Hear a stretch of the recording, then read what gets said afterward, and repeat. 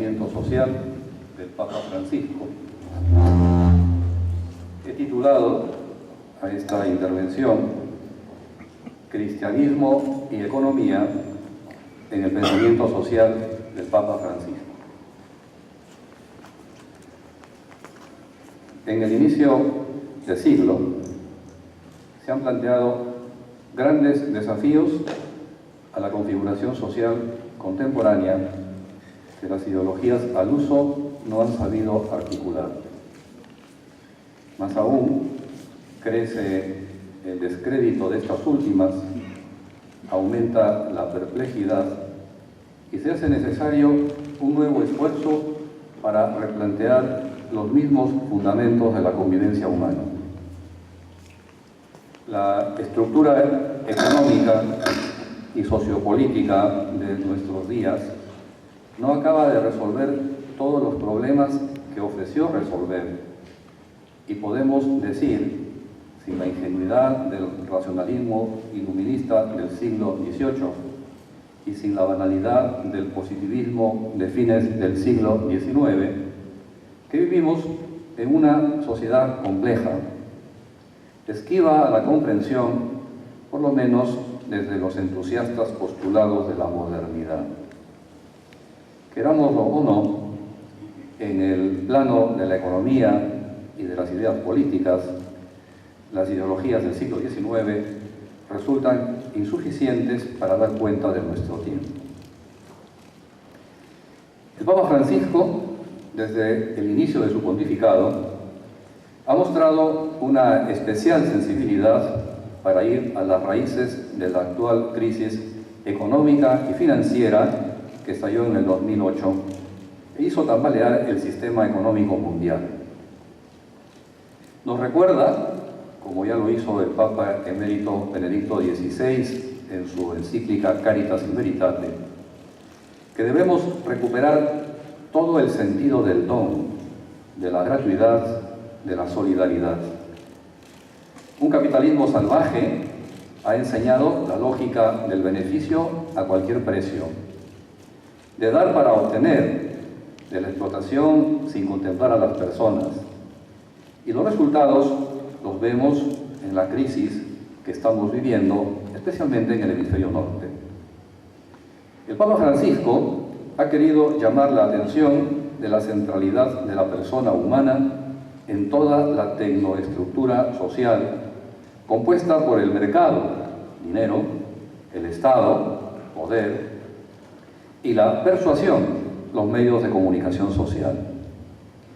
Nos recuerda que los sistemas han de estar al servicio de la persona y no al revés. Desde la primacía de la persona se entiende la fuerte crítica que el Papa Francisco hace del capitalismo salvaje, siguiendo el magisterio de San Juan Pablo II y Benedicto XVI.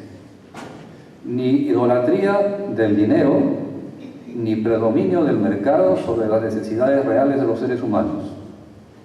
El centro y causa eficiente de la economía es la persona humana, y no puede ser considerada como un insumo y menos como un sobrante del proceso productivo. El mercado y sus mecanismos no pueden actuar como fuerzas ciegas que únicamente atiendan a la maximización de beneficios. No se entiende por eso que se desperdicien alimentos y no lleguen a los pobres, que se contamine el medio ambiente en aras de una explotación indiscriminada de la naturaleza. La propuesta del Papa Francisco hay que mirarla como lo que es, un juicio moral y no una clase de economía. Por eso afirma: estoy lejos de proponer un populismo irresponsable, pero la economía ya no puede recurrir a remedios que son un nuevo veneno, como cuando se pretende aumentar la rentabilidad reduciendo el mercado laboral y creando así nuevos excluidos. Defensa, pues, de los pobres y de los que sufren distintas formas de fragilidad, entre ellos los niños, aquellos también que están por nacer, los más inocentes, porque, dice el Santo Padre, no es progresista pretender resolver los problemas eliminando una vida humana. El Sumo Pontífice nos anima a vivir el mensaje social de la Iglesia, acunado en los inicios del cristianismo y formalizado en la ya célebre encíclica de León XIII, la Rerum Novarum, de 1891, pasando por el fecundo magisterio de San Juan Pablo II y la encíclica Caritas in Veritate del Papa Emérito Benedicto XVI del 2009, en plena crisis financiera. Podemos preguntarnos, en esta encrucijada del camino, marcado por un fuerte sello tecnocrático, ¿tiene algo que decirnos el mensaje social de la Iglesia? ¿Es práctico? ¿Podríamos extirpar la corrupción ético-funcional que vemos en el país? ¿Hay algo que nos pueda interesar y nos resulte útil para configurar la convivencia humana? ¿Cómo hacer para que el pensamiento retorne a la realidad y creativamente dé cuenta de ella? La respuesta no es sencilla, y dejando de lado triunfalismos ingenuos, nos adherimos a la ponderada intervención de Juan Pablo II. Dice: la Iglesia no tiene modelos para proponer. Los modelos reales y verdaderamente eficaces pueden nacer solamente de las diversas situaciones históricas, gracias al esfuerzo de todos los responsables que afrontan los problemas concretos en todos sus aspectos sociales, económicos, políticos y culturales que se relacionan entre sí. Es decir, a ninguno se nos exime del esfuerzo de pensar y poner por obra aquello que puede ser un aporte eficaz para el bien común. Recordemos que cuando San Juan Pablo II visitó el Perú en 1985, afirmó que la doctrina social de la Iglesia aporta criterios éticos radicales. Todo cristiano ha de sentirse urgido a llevarlos a la práctica. Por ello es necesario no solo generosidad de corazón, sino empeño eficaz y competencia técnica. Hace falta que cristianos convencidos, peritos a la vez en los distintos saberes y conocedores por propia experiencia de los ámbitos políticos, económicos y sociales, reflexionen a fondo sobre los problemas de la sociedad contemporánea para iluminarlos con la luz del Evangelio. De esta reflexión surgirán orientaciones y pautas plurales en muchos casos, que estimulen a los hombres de acción y los guíen en su actuación. De este intercambio entre hombres de pensamiento y de acción podrá derivar la mejora de la sociedad, la justicia y con ella la paz. No basta, pues, querer hacer el bien, sino que es necesario a la vez saber hacerlo. Y para eso hemos de poner talante y talento en este afán de configurar una economía a la medida de la persona humana. No es el activismo de fuegos artificiales lo que salvará a los seres humanos. Seres humanos con hambre de pan y hambre de Dios. Basta ver las multitudinarias procesiones del Señor de los Milagros para corroborar que los peruanos pisamos la tierra. Llevamos sobre los hombros las andas de los trajines diarios y al mismo tiempo lanzamos incienso al cielo. Nuestro tiempo, transitado por ideologías cansinas, pide un discurso sobre los fundamentos de la vida en común y los alcances de la subjetividad social, sobre el que se asientan soluciones creativas y humanas a los problemas que aquejan a los hombres y mujeres de nuestro país.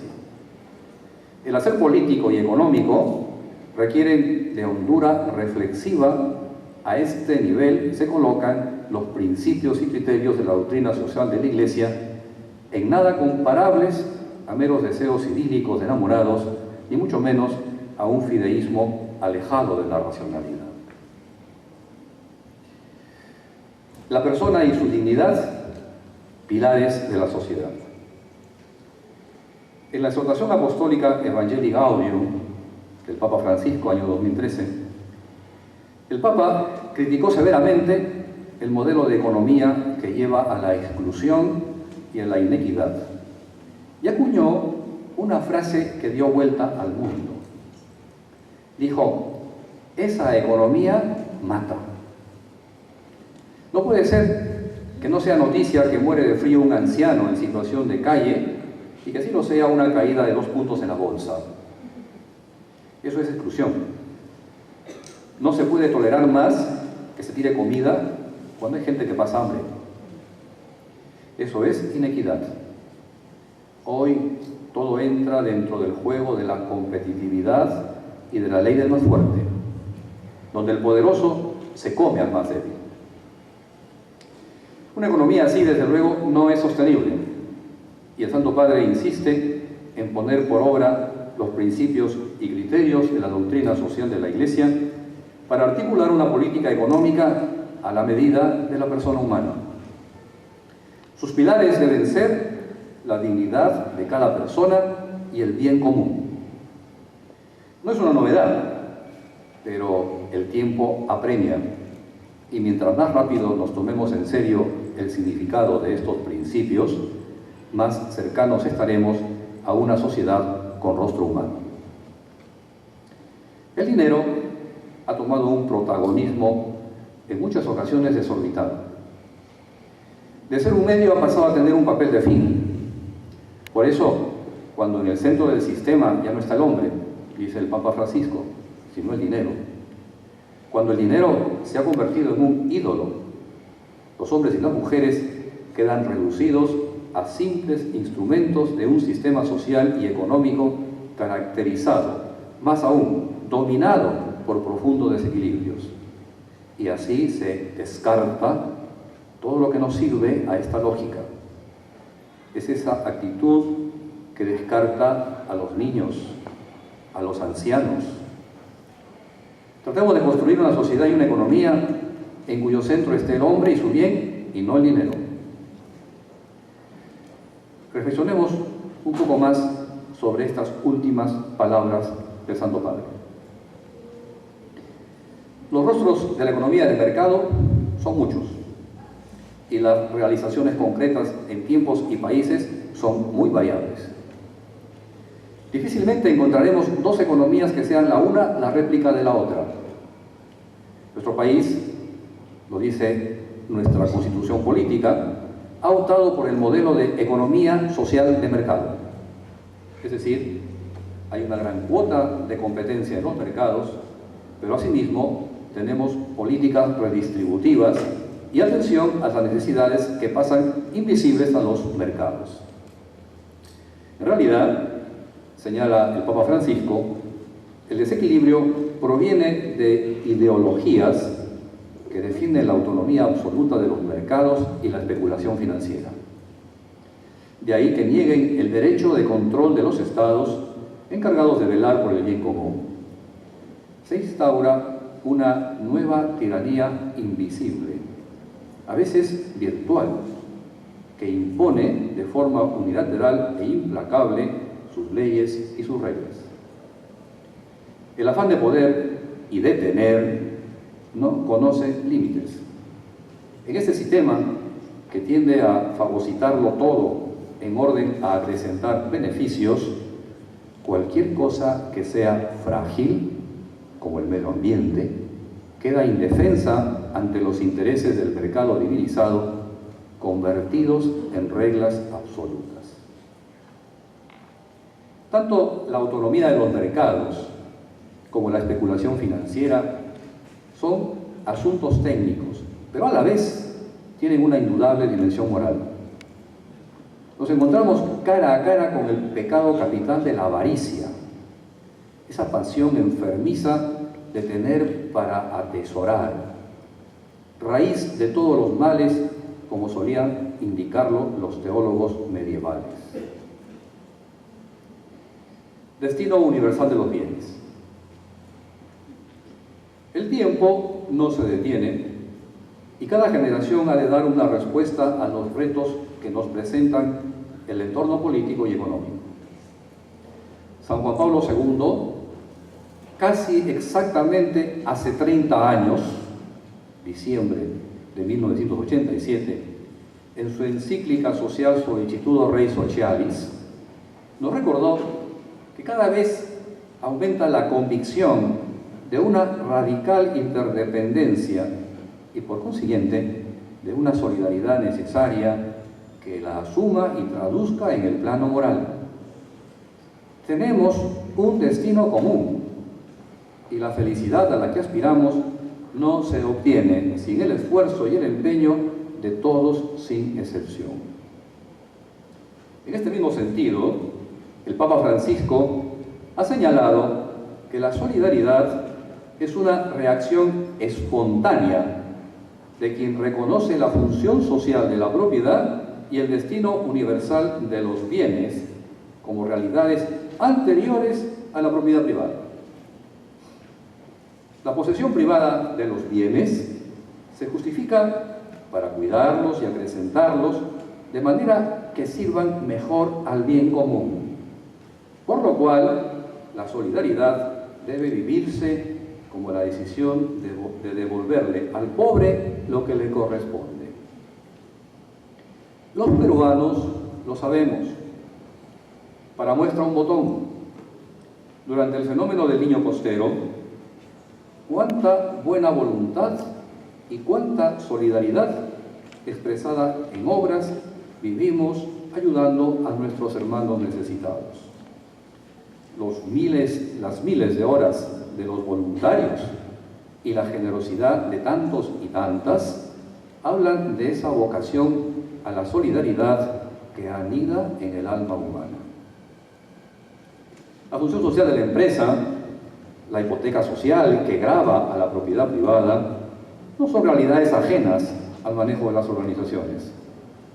En nuestros días, gran parte de la orientación de las empresas a sus stakeholders, trabajadores, proveedores, clientes, comunidad, etc., ha decantado en lo que ahora denominamos responsabilidad social de las empresas.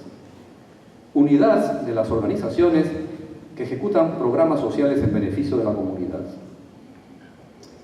Aún estamos lejos de alcanzar el pleno empleo en el Perú y en el mundo, pero estos son buenos signos que nos hablan de ese lado humano de las empresas que ya se vislumbraban en los años 60 del siglo pasado.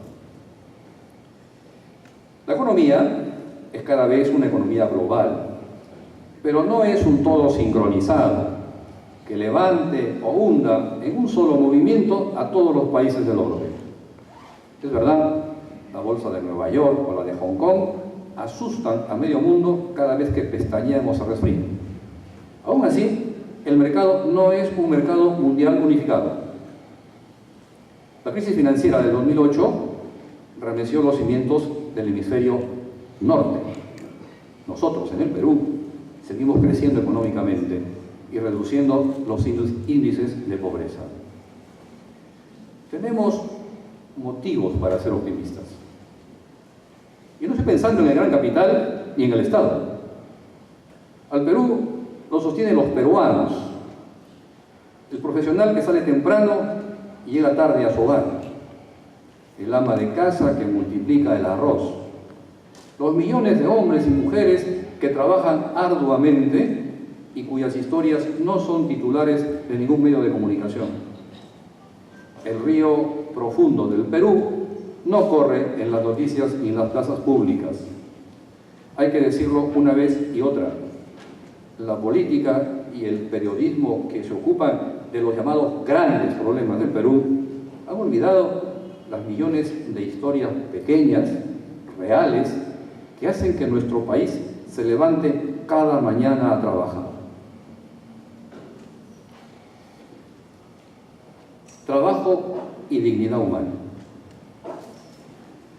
Hay ciertamente modelos económicos y modelos de empresas que están organizados alrededor del dinero y de la pura eficacia. Se han quedado en gran parte en los modelos de principios del siglo XX. Modelos denominados mecanicistas que tan solo buscan resultados económicos. Pongamos un ejemplo para ilustrar este mal modelo de hacer empresas. Muchos de los que estamos aquí hemos visto la película La lista de Schindler, Spielberg, 1993, sobre el Holocausto judío. Película de un dramatismo intenso que sobrecoge el alma y da tanto que pensar. Oskar Schindler, empresario alemán, es una historia basada en hechos reales. Crea la fábrica de utensilios esmaltados de cocina e inicia sus actividades durante la ocupación alemana de Cracovia, Polonia, durante la Segunda Guerra Mundial. Escoge a un contador judío para que dirija la fábrica y contrata la mano de obra más barata del mercado. Mujeres y hombres judíos entresacados del gueto en el que estaban hacinados. Sus relaciones con los oficiales nazis son buenas en la medida en que los adula y satura de placeres, regalos y dinero mal habido. El negocio es formidable. Al cabo de poco tiempo, Schindler cuenta sus ganancias por baúles. Hay escenas conmovedoras. A una simple indicación del oficial nazi, decenas de judíos se lanzan a limpiar las calles repletas de nieve. Familias enteras abandonan sus casas para irse a un campo de concentración. Un herrero fabrica una bisagra en tiempo récord. Los inútiles son eliminados. Y cada trabajador tiene que estar demostrando minuto a minuto que es esencial. Me pregunto, ¿qué competencias directivas tenían los oficiales nazis para conseguir obediencia tan pronta y resultados tan evidentes? ¿Sería el carisma personal de los jefes? ¿Quizás su capacidad de comunicar? ¿Quizás la confianza que inspiraban? ¿Probablemente su conocimiento del negocio? Quienes han visto la película tienen la respuesta en la punta de la lengua. No había ninguna competencia directiva en los jerarcas nazis. Todo lo conseguían con la pistola por delante. O lo haces, o lo haces. Efectivamente, estos resultados solo se pueden conseguir en ambientes en los que la empresa se ha degradado a un conglomerado de unos pocos amos y muchos esclavos. Con una pistola o un buen látigo ya no hacen falta programas de formación directiva ni cursos de motivación para el personal. Una empresa no es un campo de concentración, es una comunidad de personas unidas para un fin social común.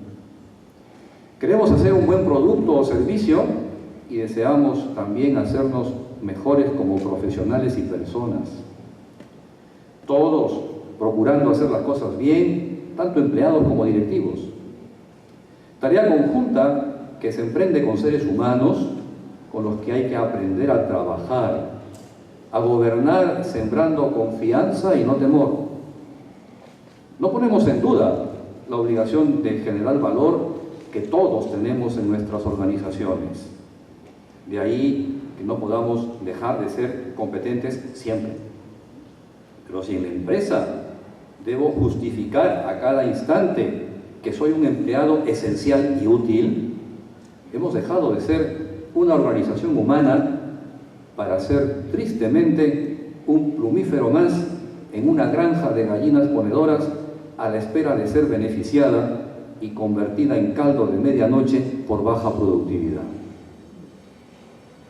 Claro, tampoco el empleado es un robot al que se le da la información adecuada, un input, en espera de un resultado preciso, un output. Dirigir personas es aprender, entre otras cosas, que el camino más corto entre el empleado y el jefe no es necesariamente la línea recta.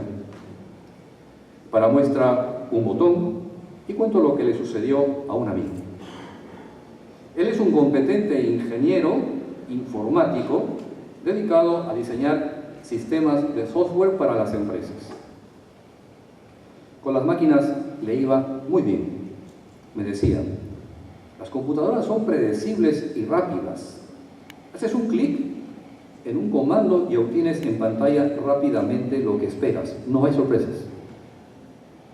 En cambio, me seguía contando, con las personas no es así. De hecho, tenía dificultades para relacionarse con las personas. Les hago una pregunta y tardan un montón en responder.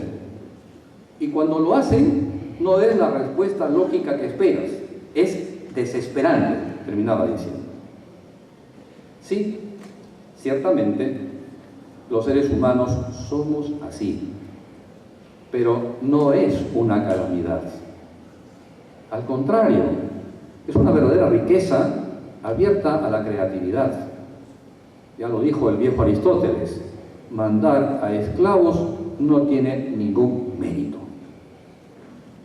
El Papa Francisco es muy claro con este problema de la instrumentalización de los seres humanos en las organizaciones.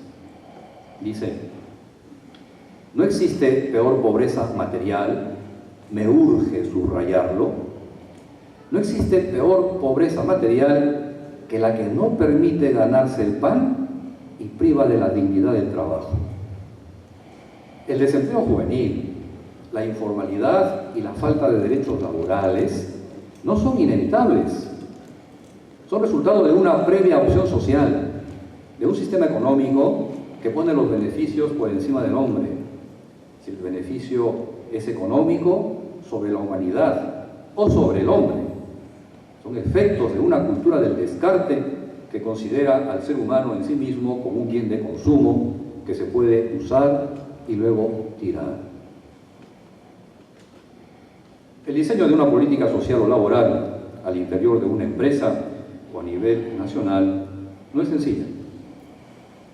Según el modelo de nuestra economía, la medida de los derechos de los trabajadores depende de una suerte de condicionamientos internos y externos a la empresa, entorno. La economía de mercado imprime su lógica en el trabajo humano y ya no tenemos reparo alguno en referirnos al mercado laboral. La empleabilidad es ahora una de las dimensiones profesionales que forma parte de esa mentalidad que entiende al trabajo como un factor más de la producción. Aunque no vivimos en el mejor de los mundos, es verdad que junto a situaciones que claman al cielo por las injusticias que se cometen contra los trabajadores, también es cierto que no todo es malestar. Cuanto menos somos testigos de una mayor sensibilidad que revaloriza la dignidad del hombre y en especial el trabajo humano. Estamos lejos de una consideración teórica simplemente instrumental del trabajo. Los aires son otros y no se puede negar que el trabajo es la causa eficiente del proceso productivo y que tiene prioridad frente al capital, el cual no puede quitar o disminuir la dignidad del hombre que trabaja. Sin embargo, en este tema no faltan tampoco los contrastes y paradojas. Pues si bien todo tipo de declaraciones señalan enfáticamente que el trabajo es el verdadero eje del proceso productivo, también es verdad que no hay trabajo para todos, que los sueldos muchas veces no alcanzan, que el cambio nos pone nerviosos y las oportunidades laborales no están abiertas a todos. Estos desajustes, en parte, se explican porque los sistemas económicos aún se guían por el criterio del máximo beneficio, dentro del cual los derechos de los trabajadores pasan a ser un simple costo, que en parte la legislación laboral procura custodiar de la avaricia del entorno. Permanecer indiferente a esta realidad y enarbolar a la vez la bandera de la dignidad del trabajo no deja de tener una cierta dosis de cinismo. La solución de fondo del problema no radica en la espera de un entorno mejor. La reforma es más profunda y más que un cambio de legislación se requiere de un cambio de mentalidad, de tal modo que los derechos objetivos del hombre del trabajo sean los que deben constituir el criterio adecuado y fundamental para la formación de toda la economía, bien sea en la dimensión de toda sociedad y de todo Estado, bien sea en el conjunto de la política económica mundial, así como de los sistemas y relaciones internacionales que de ella se derivan. Tener trabajo no es solo un medio para conseguir dinero y mantener una familia. Es muchísimo más que eso. Y el Santo Padre Francisco lo dice por activa y pasiva. Señala que el trabajo forma parte del plan de amor de Dios. Nosotros estamos llamados a cultivar y custodiar todos los bienes de la creación y de este modo participamos en la obra de la creación. El trabajo es un elemento fundamental para la dignidad de una persona. El trabajo, por usar una imagen, nos unge de dignidad, nos colma de dignidad, nos hace semejantes a Dios que trabajó y trabaja y actúa siempre. Da la capacidad de mantenerse a sí mismo, a la propia familia y contribuir al crecimiento de la propia nación. Afortunadamente, en muchos lugares este planteamiento va encontrando acogida y ya son muchas las empresas, empresarios, consultores, que han entendido que la maximización de los beneficios no lo es todo. El trabajo no es solo un costo, es mucho más. Es la causa eficiente de todo el proceso productivo. La realidad es superior a la idea, dice el Papa Francisco. Quisiera contar una moraleja para poder ilustrar esta idea que es especialmente importante ahora. La realidad es superior a la idea. Se cuenta que en un lejano rincón del Tíbet se encontraba un sabio oriental que luego de muchos años de estudio y esfuerzo terminó de escribir su gran aporte a la humanidad. Se trataba nada menos que de una enciclopedia sobre los océanos en varios voluminosos libros. El sabio llamó a sus discípulos para hacerles entrega de su legado intelectual. Todos quedaron maravillados por el tremendo esfuerzo de su maestro. No obstante, uno de los discípulos, con cierto temor, hizo el siguiente comentario: Maestro, usted nunca ha salido de estas montañas ni ha visto el mar en su vida. Maestro, permítame preguntarle lo siguiente. ¿Y si los océanos resultan que no son como usted lo dice en sus libros, qué pasaría? El maestro, con la tranquilidad de siempre, le contestó a sus discípulos: pues peor para los mares, ellos se lo pierden. Esta tentación de pensar mundos mejores, prescindiendo de la realidad, es muy común entre algunos intelectuales. De ahí que el Papa Francisco recalque que en la actuación social hemos de tener en cuenta que la realidad es superior a la idea. Las ideologías en curso desfiguran la realidad. Así, señala San Juan Pablo II, el liberalismo tiende a derrotar al marxismo en el terreno del puro materialismo, mostrando cómo una sociedad de libre mercado es capaz de satisfacer las necesidades materiales humanas más plenamente de lo que aseguraba el comunismo y excluyendo también los valores espirituales. En realidad, señala Juan Pablo II, si bien por un lado es cierto que este modelo social, el liberalismo de la sociedad de consumo, muestra el fracaso del marxismo para construir una sociedad nueva mejor, por otro lado, al negar su existencia autónoma y su valor a la moral y al derecho, así como a la cultura y a la religión, coincide con el marxismo en el reducir totalmente al hombre en la esfera de lo económico y a la satisfacción de las necesidades materiales. Basta revisar los titulares de la prensa para comprobar cómo los liberales y los socialistas, en los temas fundamentales de la condición humana, van de la mano en el perverso esfuerzo por descristianizar el tejido social. El Papa Francisco huye de las ideologías, cuyo error de fondo es antropológico. Han cercenado las virtualidades de lo humano porque no es posible comprender al hombre considerándolo unilateralmente a partir del sector de la economía, ni es posible definirlo simplemente tomando como base su pertenencia a una clase social. Al hombre, dirá San Juan Pablo II, se le comprende de manera más exhaustiva si es visto en la esfera de la cultura, a través de la lengua, la historia y las actitudes que asume ante los acontecimientos fundamentales de la existencia, como son nacer, amar, trabajar, morir. El punto central de toda cultura lo ocupa la actitud que el hombre asume ante el misterio más grande, el misterio de Dios. De ahí que haya que postular un tercer principio. La realidad es superior a la idea.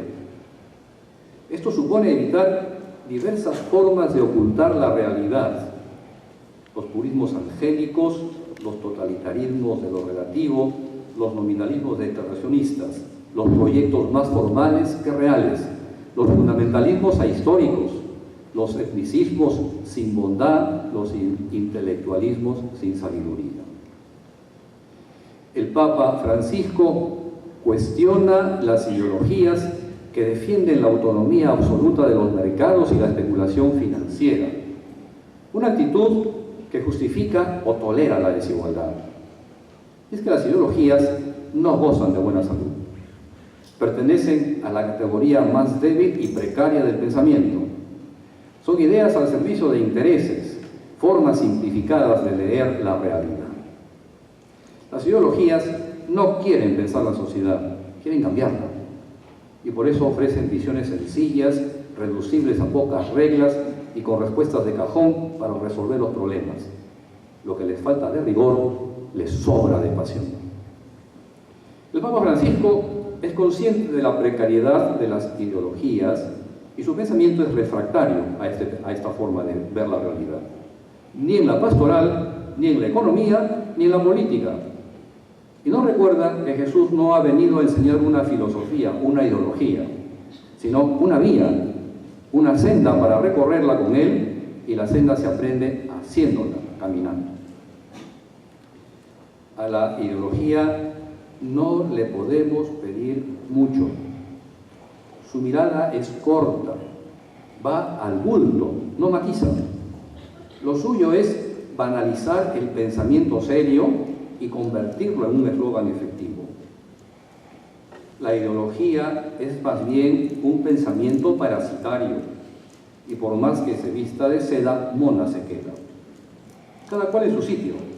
Y así, como para saber de física no acudimos a las novelas de Julio Verne, para saber de los grandes principios éticos que fecundan la vida social, económica y política, tenemos la doctrina social de la Iglesia, cuyo estatus epistemológico es el de la teología moral.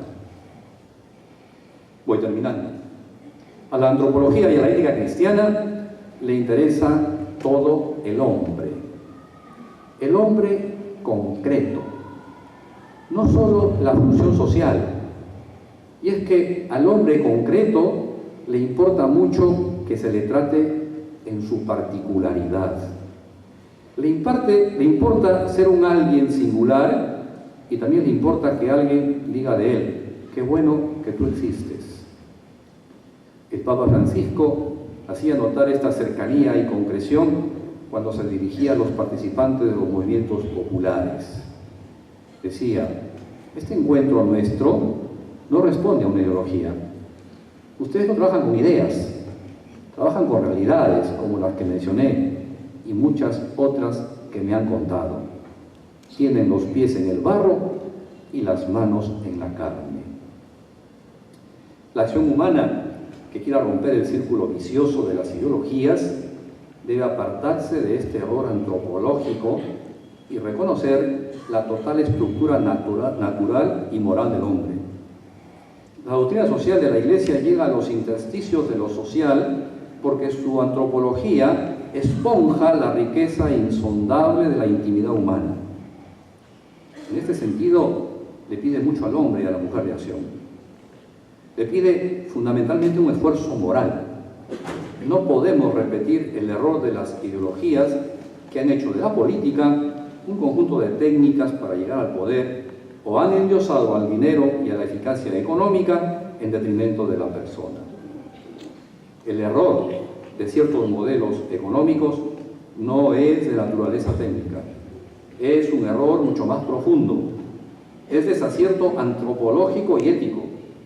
Por eso el Papa Francisco sostiene que la crisis mundial que afecta a las finanzas y a la economía pone de manifiesto sus desequilibrios y sobre todo la grave carencia de orientación antropológica que reduce al hombre a una sola de sus necesidades, el consumo. Digámoslo una vez más, la doctrina social de la Iglesia, porque es realista, es exigente y al gobernante le pide que asuma la actitud del poeta frente a la realidad y a las personas. No la toques, que así es la rosa, decía Juan Ramón Jiménez. Y esa es la actitud que se le pida a quien quiera configurar lo social. Frente al humano, ha de adoptarse una actitud desinteresada, gratuita, estética, que nace del asombro ante la realidad. Hemos de dejar que las cosas hablen. Tenemos la triste experiencia de las ideologías. Sus gritos acallaron las suaves protestas de la realidad. No han oído porque se negaron a escuchar. Construyeron pensamientos de la realidad y cuando ésta no se acomodó a sus proyectos pensados, simplemente sentenciaron a la realidad diciéndole que ella era la equivocada y la condenaron. Las reflexiones podrían continuar. El depósito del magisterio de la Iglesia es riquísimo en estas materias. El cristianismo no debe ser relegado al mundo del mito, ni tampoco al de la emoción, sino que debe ser respetado por su deseo de iluminar la verdad sobre el hombre, de transformar espiritualmente hombres y mujeres, permitiéndoles así realizar su vocación a la historia. Muchas gracias.